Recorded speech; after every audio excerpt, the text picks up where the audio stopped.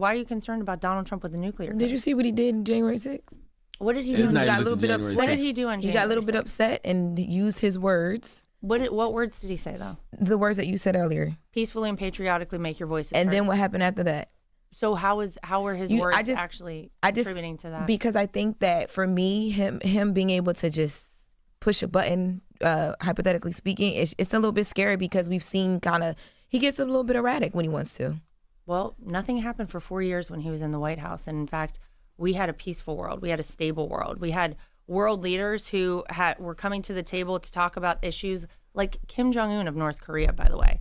You know, Obama, when he left the White House, told my father-in-law, he said, the biggest problem you're going to have is North Korea. It is going to be your biggest challenge. It's going to be the hardest thing you're going to have to deal with.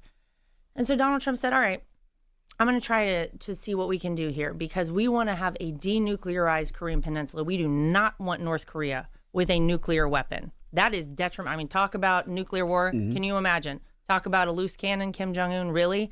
And so he started trying to make contact with him, and he was the first president to walk across the DMZ and shake hands with the leader of North Korea to have conversations about getting rid of a possible nuclear weapon with North Korea. That is great for the world. Their world leaders did not even try it with Donald Trump because they knew he meant business. When he drew a line in the sand, he meant it. And the proof is in the pudding. So, you can say, oh, well, we're worried about this. You had 4 years. You had no new wars. You had peace agreements instead of wars breaking out in the Middle East.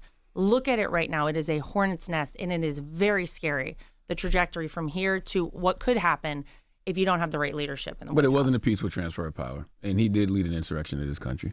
And I know you keep saying the thing about the peace and patriotic part, but he also offered National Guard troops to Nancy Pelosi. She didn't want to take it. Mm-hmm. Look, here's what I can tell you. But he also said we fight like hell. And we fight. We fight like hell. And if you don't fight like hell, you're not going to have a country anymore. And if you don't fight like hell, Charlamagne, you're not going to have a country anymore. Every politician, when you go out on the stump, even after he got shot at, which was terrible, first thing he did when he stood up was say, fight, fight, fight. Fight who? He wants to keep fighting for this country. And, this is my father-in-law.